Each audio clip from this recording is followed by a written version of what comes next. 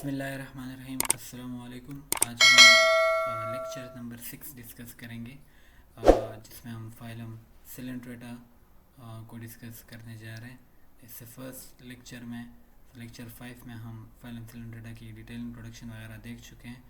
आज हम नीडोसाइट्स को स्टडी कर रहे हैं। इसके साथ साथ नेमेटोसिस्ट क्या होता है और नीडोसाइट और नेमेटोसिस्ट में क्या डिफरेंस है, और लास्ट में एक छोटा सा पोर्शन के नेमेटोसिस्ट फायर कैसे होता है, मीन्स एक ऑर्गेनिज्म को इफेक्ट कैसे करता है। तो ये सब कुछ आज की इस लेक्चर में हम देखने जा रहे हैं। सो चलते हैं अपने टॉपिक की तरफ। सो फर्स्ट हमारे पास है नीडोसाइट क्या होते हैं। क्लियर, नीडोसाइट का दूसरा नाम नीडोब्लास्ट भी है और इसके अलावा इसको स्टिंगिंग सेल भी कहा जाता है। तो ये तीनों नाम एक ही सेल के हैं। क्लियर है। अब नीडोसाइट हमारे पास स्पेशलाइज्ड स्टिंगिंग सेल्स हैं। स्टिंगिंग का मतलब होता है कि ऐसे सेल जिसके अंदर कोई विनोम हो, कोई पॉइजन्स हो। क्लियर, तो उसे हम स्टिंगिंग सेल बोलते हैं। तो ये हमारे पास स्टिंगिंग सेल्स होता है जो कि आपको टेंटिकल्स के ऊपर ज़्यादातर मिलेंगे। क्लियर, इनके अंदर नीडा होता है जिसे हम नेमेटोसिस्ट कहते हैं। क्लियर, और वो पॉइजन फ्लूइड कैरी कर रहा होता है। ये फिर क्या करते हैं, ऑर्गेनिज्म के अंदर इंजेक्ट करते हैं एंड देन वो ऑर्गेनिज्म पैरालाइज्ड हो जाता है और फिर नीडेरिया उस ऑर्गेनिज्म को खा लेता है। क्लियर है। अब ये नीचे हम और भी डिटेल से डिस्कस करेंगे।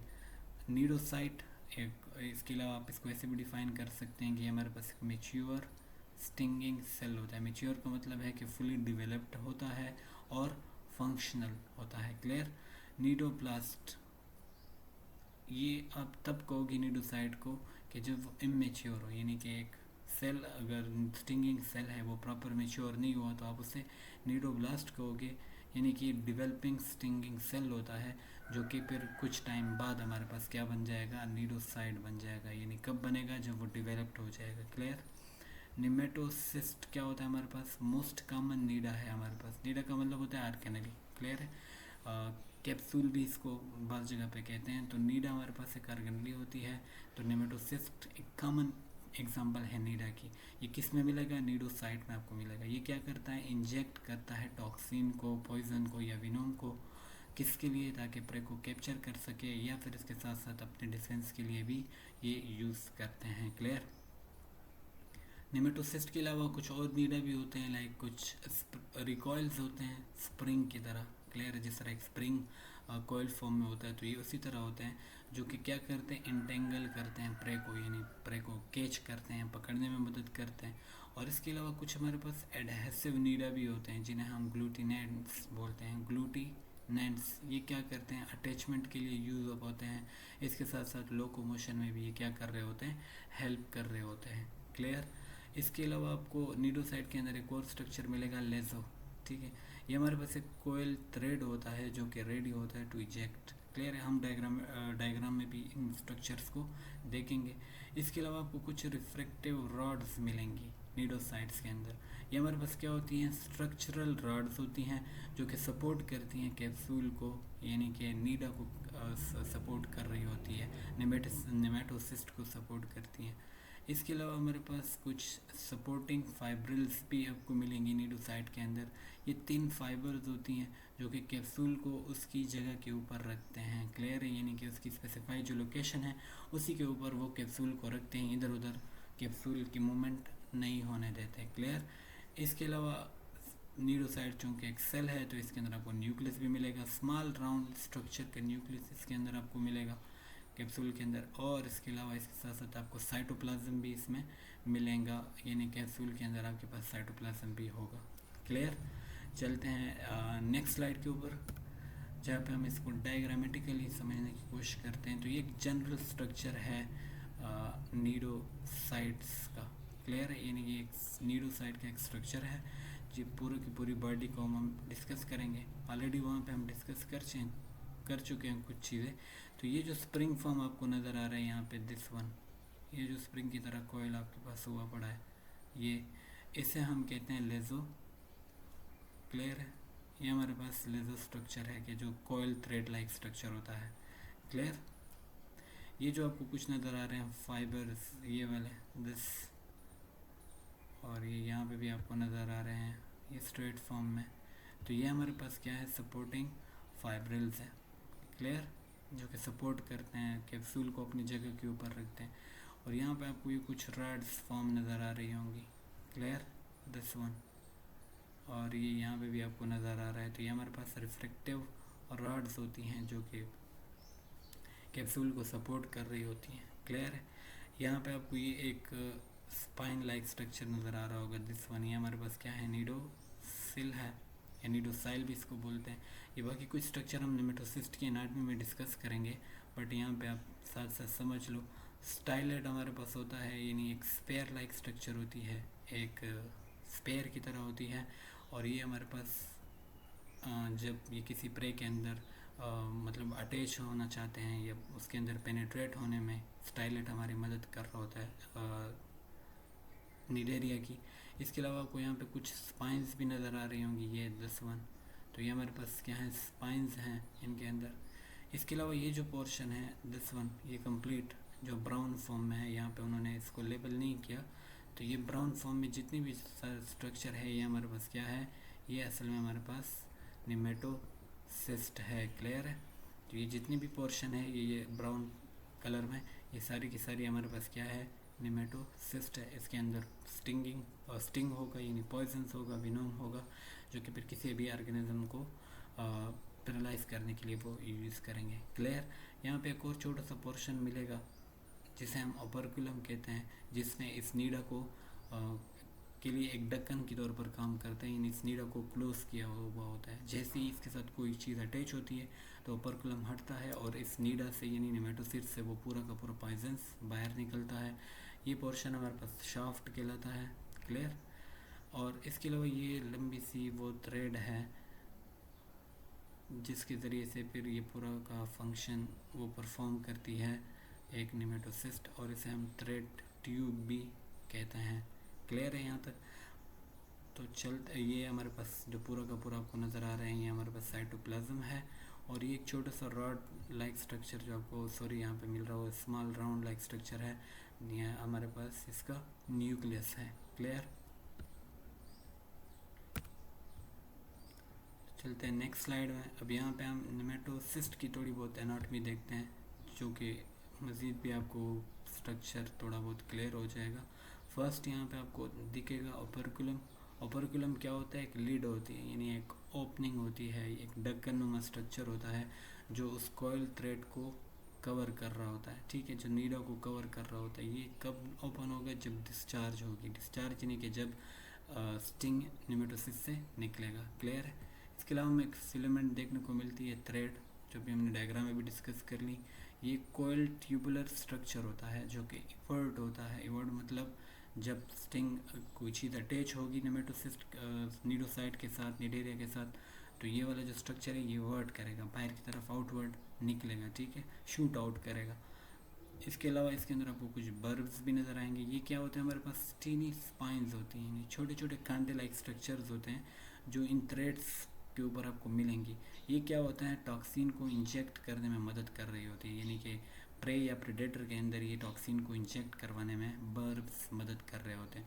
इसके अलावा इसके अंदर आपको एक नीडोसाइल भी नज़र आएगा जो कि ट्रिगर होता है, क्लियर है, हेयर लाइक होता है, ट्रिगर होता है। इसे आप मॉडिफाइड सीलियम भी कहते हैं, जो कि किसी भी स्टिमुलाई को सेंस करेगा एंड देन फिर ट्रिगरिंग करेगा और फिर सारा जो प्रोसेस है वो इनिशिएट हो जाएगा एक नीडोसाइट के अंदर, क्लियर है।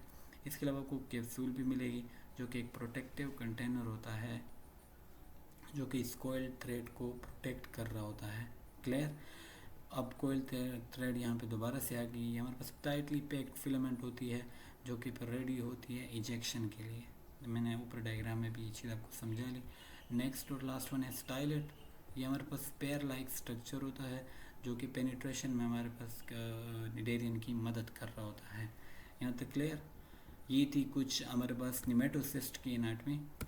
चलते हैं नेक्स्ट स्लाइड के ऊपर जहाँ पे हम डिफरेंस देखेंगे कि हमारे पास डिफरेंस क्या है नेमेटोसिस्ट और नीडोसाइट के अंदर, ताकि फिर आपके लिए समझने में और याद रखने के लिए क्या हो, आसानी हो। तो चलते हैं स्लाइड के ऊपर। तो यहाँ पे हमारे पास है नीडोसाइट, फर्स्ट हम डिस्कस करेंगे एंड देन फिर हम नेमेटोसिस्ट को देखेंगे। तो सबसे पहले अभी हम डिस्कस कर चुके हैं, हमारे पास स्पेशलाइज्ड सेल होता है, डिफिनेशन की बात कर रहा हूँ। ये निडेरियंस के अंदर आपको स्पेसिफिकली मिलेगा, और ये डिस्टिंग्विश कैरेक्टर भी है निडेरिया का, लाइक जेलीफिश, कोरल्स, सी एनिमल्स, इनके अंदर आपको नीडोसाइट देखने को मिलेगा। नेक्स्ट हम बात करते हैं इसकी स्ट्रक्चर की।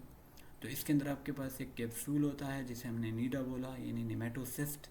इसके अलावा इसमें न्यूक्लियस भी आपको मिलेंगे, और इसके अलावा और भी बहुत सारे स्ट्रक्चर लाइक ट्रिगर हो गया, नीडोसाइल जो स्टिमुलाई को सेंस करेगा, एंड देन फिर हमारे पास वो सारा फिनोमेना होगा, यानी पॉइजन्स निकलेगा निमेटोसिस्ट से, और फिर वो एक ऑर्गेनिज्म को पैरालाइज करेगा। क्लियर।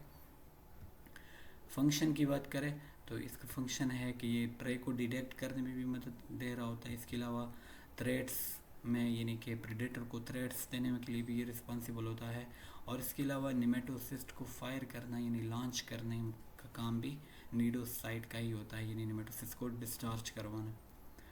कम्प्लेक्सिटी की बात करें तो ये बहुत ज़्यादा कम्प्लेक्स होता है। क्लियर। क्योंकि इसके अंदर आपको कुछ सेंसरी स्ट्रक्चर भी मिलेंगे, सेंसरी कंपोनेंट भी मिलेंगे, इसके अलावा स्ट्रक्चरल कंपोनेंट्स भी इनके अंदर आपको मिलती है। क्लियर है।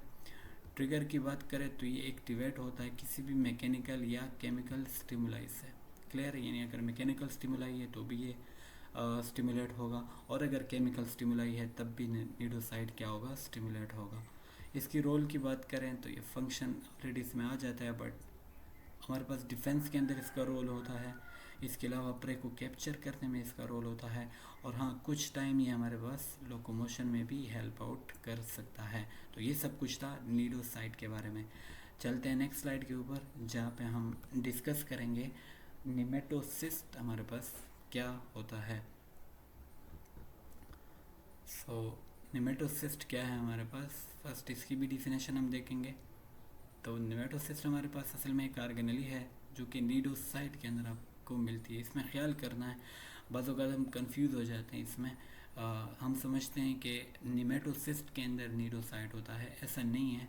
नीडोसाइट एक मेन सेल है जिसके अंदर आपको निमेटोसिस्ट देखने को मिलता है। क्लियर। तो निमेटोसिस्ट एक ऑर्गेनेली है जो नीडोसाइट के अंदर आपको मिलेगा। इसके अलावा स्ट्रक्चर की बात करें तो ये ज़्यादातर कोइल्ड फॉर्म में होता है, ठीक लाइक स्प्रिंग लाइक होता है, और थ्रेड लाइक ट्यूब होती है जिसके अंदर आपको क्या मिलेगी, विनोम मिलेगी, यानी पॉइजन्स मिलेगा, स्टिंग मिलेगा। इसके फंक्शन की बात करें हम तो ये डिलीवर करता है स्टिंग को या विनोम को प्रे या प्रेडेटर के अंदर। क्लियर है। इसके अलावा कम्प्लेक्सिटी की बात करें तो ये सिंपलर होता है, लाइक इतना ज़्यादा कम्प्लेक्स नहीं होता, और इसका एक ही काम होता है स्टिंगिंग मैकेनिज्म करवाना, यानी स्टिंग को अब डिस्चार्ज करके ऑर्गेनिज्म की बॉडी तक पहुंचाना, दैट्स इट। इसके अलावा इसका और कोई ख़ास काम नहीं है। क्लियर है। ट्रिगर की बात करें तो ये डिस्चार्ज तभी होगा जब नीडोसाइट ट्रिगर होगा, यानी नीडोसाइट ट्रिगर होगा तभी निमेटोसिस्ट निकलेगा, फायर अप करेगा। जब तक नीडोसाइट के ऊपर कोई स्टिमुलाई नहीं अटैच हुई, कोई ट्रिगरिंग नहीं हुई, तब तक निमेटोसिस्ट एक्टिवेट नहीं होता। और इसके साथ साथ इसकी रोल की बात करें तो इसका डिफेंस के अंदर रोल होता है, और इसके साथ साथ प्रे कैप्चरिंग के अंदर ये रोल अदा कर रहा होता है। क्लियर है। तो ये थे निमेटोसिस्ट। आगे हम जाते हैं, थोड़ा बहुत इसको डायग्रामेटिकली देखते हैं, लेकिन उससे पहले एक छोटा सा टिप, जैसे आपको नीडोसाइट और निमेटोसिस्ट याद रहेगा। तो जिस तरह एक गन होती है और उसके अंदर एक बुलेट होती है, तो जैसे आप ट्रिगर दबाते हैं गन की तो बुलेट वहाँ से निकल जाती है टुवर्ड्स द टारगेट। तो यहाँ पे आप इसको ऐसे समझ लें कि जो नीडोसाइट है हमारे पास, नीडोसाइट हमारे पास एक गन है। क्लियर है। और ये जो निमेटोसिस्ट है, तो ये निमेटोसिस्ट हमारे पास एक बुलेट है। क्लियर है। तो जिस तरह गन ट्रिगर होता है तो उससे एक बुलेट निकलती है, तो इन द सेम वे जब भी नीडोसाइट स्टिमुलेट होगा, जब भी उसके साथ कोई प्रे अटैच होगा या कोई प्रेडेटर अटैच होगा, कोई भी स्टिमुली होगी, तो नीडोसाइट एक्टिवेट होगा, एंड देन फौरन उससे निमेटोसिस्ट निकलेगा। So cnidocyte is the gun and nematocyst is a bullet. Clear. चलते हैं नेक्स्ट स्लाइड के ऊपर, जहाँ पे हम डायग्रामेटिकली थोड़ा सा इसको देखते हैं कि डिस्चार्ज नीडोसाइट आपको कैसे दिखेगा और अनडिस्चार्ज कैसे दिखेगा। यहाँ पे आपको जो नज़र आ रहा है ये अनडिस्चार्ज नीडोसाइट है। क्लियर। ये सारी चीज़ें हम ऑलरेडी डिस्कस कर चुके हैं। ये वो नीडोसाइल है। क्लियर है, जो यहाँ पे आपको मिलेगा। ओपर्कुलम जिसने इस थ्रेड को, इस नीडा को कवर अप किया होता है। स्पाइंस आपके पास मिलेंगी जो इजेक्ट करेंगी विनोम को इनटू द प्रे। स्टाइलेट हमारे पास जो कि पेनिट्रेशन के अंदर मदद कर रहा होता है। रिफ्रैक्टिव रॉड्स जो मैंने कहा था कि इस नीडा को क्या कर रहे होते हैं, सपोर्ट कर रहे होते हैं। सपोर्टिंग फाइब्रिल्स जो नीडा को अपनी जगह पे रखते हैं। लेजो ये थ्रेड लाइक स्ट्रक्चर हमारे पास होता है और ये इवर्ट अप होने में मदद कर रहा होता है। साइटोप्लाज्म और ये आपके पास न्यूक्लियस है और ये पूरी जो ब्राउन स्ट्रक्चर है ये हमारे पास क्या था, निमेटोसिस्ट। तो ये सब चीज़ हम डिस्कस कर चुके हैं। तो जब ये अनडिस्चार्ज फॉर्म में होता है तो कुछ इस तरह आपको दिखता है, यानी जब इसके ऊपर कोई स्टिमुली अटैच नहीं होती, कोई ऑर्गेनिज्म इसके साथ अटैच नहीं हुआ होता, तो ये इस फॉर्म में आपको दिखेगा। क्लियर। लेकिन जैसे ही कोई स्टिमुलाई, कोई ऑर्गेनिज्म इसके साथ अटैच होता है, मान लो कोई छोटा सा फिश निडेरिया के साथ अटैच हो गया, क्लियर है, कोई और चीज़ अटैच हो गई, तो ये निमेटोसिस्ट फिर कुछ इस तरह आपके पास दिखेगा। यानी ये जो ओपर्कुलम है ये यहाँ से ओपन हो जाएगा, हट जाएगा, एंड देन इसके अंदर ये वो कोयल ट्यूब सारा का सारा क्या हो जाएगा, बाहर की तरफ इवर्ट हो जाएगा। क्लियर है, बाहर की तरफ निकल आएगा। पॉइजन टिप आपको यहाँ पे नज़र आ रही होगी, यहाँ पे लिखा हुआ है ना इवर्टेड थ्रेड, यानी ये थ्रेड अब बाहर की तरफ क्या हो चुकी है, शूट आउट कर चुकी है विद स्पाइन। स्पाइन के साथ साथ बर्व्स यहाँ पे लफ्ज़ यूज़ किया है, बर्व का मतलब होता है स्पाइंस। तो ये वर्ट हो चुकी है, ये सीधा उस ऑर्गेनिज्म के ऊपर अटैच होगी, विद स्टाइलेट की मदद से उसके अंदर पेनिट्रेट करेगी। फिर इसके अंदर जितना भी पॉइजन होगा वो इन स्पाइंस के ज़रिए उस ऑर्गेनिज्म के बॉडी में चला जाएगा। जैसे उनके बॉडी में चला जाएगा तो वो ऑर्गेनिज्म पैरालाइज हो जाएगा एंड दस बात ख़त्म, निडेरिया उसको खा लेगा। क्लियर। तो चलते हैं नेक्स्ट स्लाइड के ऊपर, जहाँ पे हम डिस्कस करते हैं कि एक निमेटोसिस्ट फायर कैसे होता है। ये बहुत इंपॉर्टेंट टॉपिक है, शॉर्ट क्वेश्चन के तौर पर भी आ सकता है, बट आपको इसका पता होना चाहिए कि एक निमेटोसिस्ट कैसे फायर होगा, यानी एक ऑर्गेनिज्म को कैसे इफेक्ट करेगा। तो बहुत इंपॉर्टेंट है, कुछ 7-6 स्टेप्स हैं इसमें। फर्स्ट स्टेप हमारे पास होती है स्टिमुलेशन की, एक सेकेंड।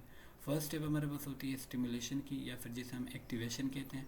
इसमें क्या होता है कि जो नीडोसाइल है, जिसे हमने हेयर लाइक ट्रिगर स्ट्रक्चर बोला था, ये सेंस कर लेता है कुछ स्टिमुलाई को, यानी कुछ टच को वो सेंस कर लेता है, या फिर कुछ केमिकली स्टिमुलाई को सेंस कर लेता है। मान लो कोई ऑर्गेनिज्म, एक छोटा सा फिश उसके साथ अटैच हो गया, ठीक है, तो ये उसको सेंस कर लेगा।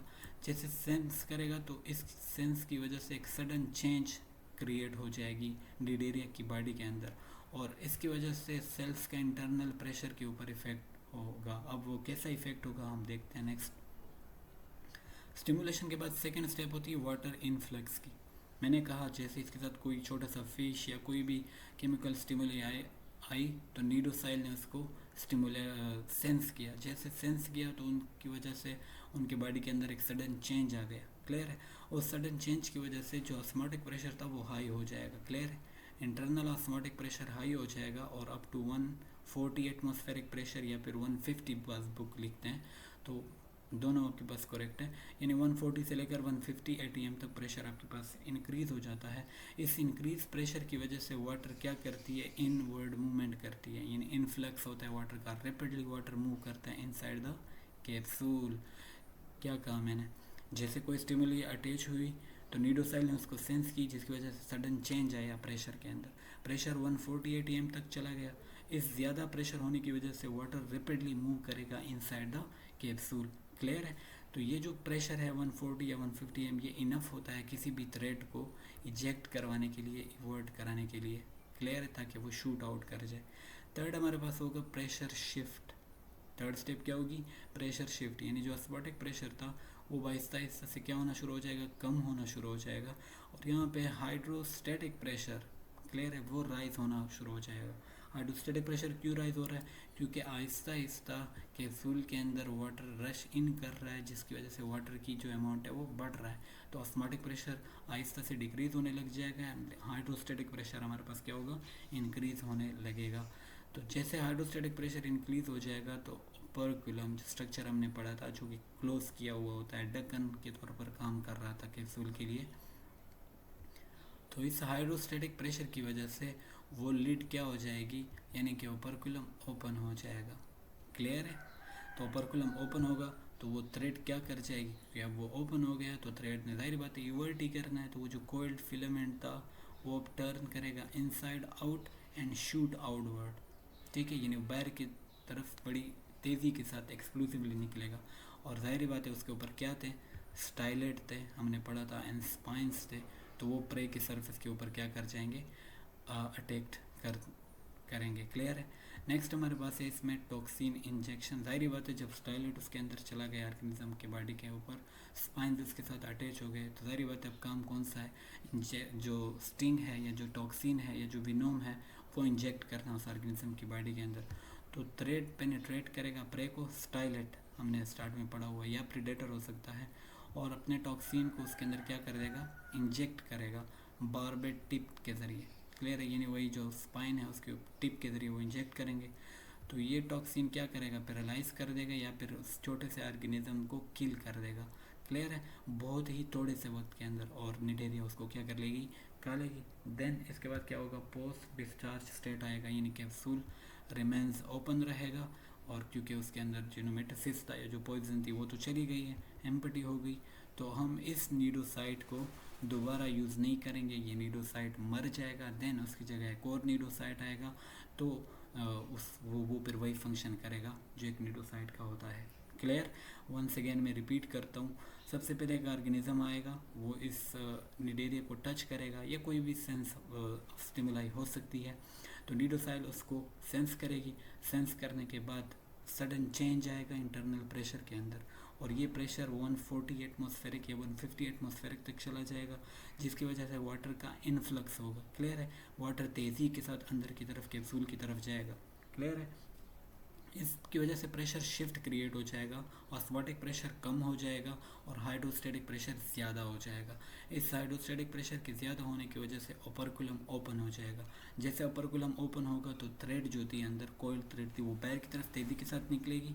क्लियर है, उसके ऊपर स्टाइलेट होते हैं और स्पाइंस होते हैं जो कि प्रे की सरफेस को, यानी उसके अंदर पायरेसिंग कर जाएंगे, उनके अंदर पेनिट्रेट कर जाएंगे, एंड देन उसके अंदर जो विनोम होगा या जो टॉक्सिन होगा वो इंजेक्ट करवा देंगे, जिसकी वजह से वो प्रे हमारे पास पैरालाइज हो जाएगा या फिर मर जाएगा। That's all about the nematocyst firing. तो उम्मीद है कि आपको आज ये लेक्चर समझ आया होगा। इंशाल्लाह मिलते हैं नेक्स्ट लेक्चर के अंदर, जहाँ पे हम डिस्कस करने जाएंगे कुछ और इम्पोर्टेंट चीज़ें अबाउट फाइलम सेलेंट्रेटा। तब तक के लिए अल्लाह पामा।